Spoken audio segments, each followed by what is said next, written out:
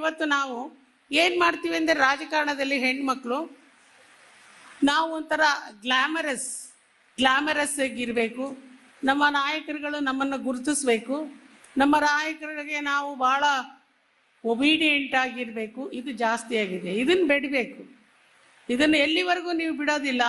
ರಾಜಕೀಯದಲ್ಲಿ ಹಲ್ಲು ಕಿರ್ಕೊಂಡು ಹೋಗೋದು ಅಂತ ನಾನು ಹೇಳ್ತೀನಿ. ಹಲ್ಲು ಕಿರಿಯೋದು ಬಿಡಬೇಕು. ನಾವು ನಮ್ಮ ಸುತ್ತಮುತ್ತಲಿನ ಜನರಿಗೆ ಸಹಾಯ ಮಾಡ್ತಾ ಇದ್ರೆ, ಅಥವಾ ಓಲ್ಡ್ ಏಜ್ ಹೋಮ್ನರ್ ಇರ್ಬೋದು, ಅಥವಾ ಹ್ಯಾಂಡಿಕ್ಯಾಪ್ ಇರ್ಬೋದು, ಈಗ ಬಂದಿರುವ ಗ್ಯಾರಂಟಿ ಎಲ್ಲಿ 2000 ಅವ್ರಿಗೆ ಲಿಂಕು ಮಾಡಿ ಅವ್ರಿಗೆ ಸಹಾಯ, ಇದೆಲ್ಲ ಮಾಡಿದರೆ ಹೆಣ್ಮಕ್ಳು ನಾವು ಹೇಳ್ದಂಗೆ ಕೇಳ್ತಾರೆ. ಯಾವ ನಾಯಕರಿದ್ದಾರೆ ಚುನಾವಣೆ ಟೈಮಲ್ಲಿ ನಮಗೆ ಬಂದು ಹಲ್ಲು ಕಿರಿಬೇಕು, ನಮ್ಮನ್ನು ಬಂದು ಬೇಡಬೇಕು, ಅಮ್ಮ ನಿನ್ನ ಸಹಾಯ ಬೇಕಮ್ಮ, ಇದೊಂದು ಸಾರಿ ನೀನು ಸಹಾಯ ಮಾಡುವ. ಹಣಕ್ಕೋಸ್ಕರ ಓಟ್ ಹಾಕೋದಲ್ಲ, ಹಣಕ್ಕೋಸ್ಕರ ನಾವು ರಾಜಕೀಯ ಮಾಡೋದಲ್ಲ.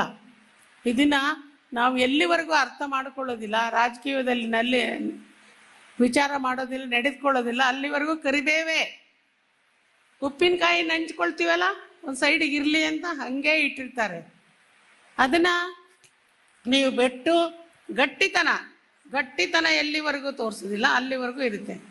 ಇವತ್ತು ನಾವು ಏನು ಮಾಡ್ತೀವಿ ಅಂದರೆ ರಾಜಕಾರಣದಲ್ಲಿ ಹೆಣ್ಮಕ್ಳು ನಾವು ಒಂಥರ ಗ್ಲಾಮರಸ್ ಆಗಿರಬೇಕು, ನಮ್ಮ ನಾಯಕರುಗಳು ನಮ್ಮನ್ನು ಗುರುತಿಸ್ಬೇಕು, ನಮ್ಮ ನಾಯಕರಿಗೆ ನಾವು ಭಾಳ ಒಬೀಡಿಯೆಂಟ್ ಆಗಿರಬೇಕು. ಇದು ಜಾಸ್ತಿ ಆಗಿದೆ. ಇದನ್ನು ಬಿಡಬೇಕು.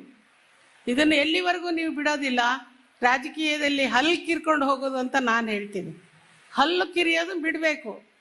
ನಾವು ನಮ್ಮ ಸುತ್ತಮುತ್ತಲಿನ ಜನರಿಗೆ ಸಹಾಯ ಮಾಡ್ತಾ ಇದ್ರೆ, ಅಥವಾ ಓಲ್ಡ್ ಏಜ್ ಹೋಮ್ನರ್ ಇರ್ಬೋದು, ಅಥವಾ ಹ್ಯಾಂಡಿಕ್ಯಾಪ್ ಇರ್ಬೋದು, ಈಗ ಬಂದಿರುವ ಗ್ಯಾರಂಟಿ ಎಲ್ಲಿ 2000 ಅವ್ರಿಗೆ ಲಿಂಕು ಮಾಡಿ ಅವ್ರಿಗೆ ಸಹಾಯ, ಇದೆಲ್ಲ ಮಾಡಿದರೆ ಹೆಣ್ಮಕ್ಳು ನಾವು ಹೇಳ್ದಂಗೆ ಕೇಳ್ತಾರೆ.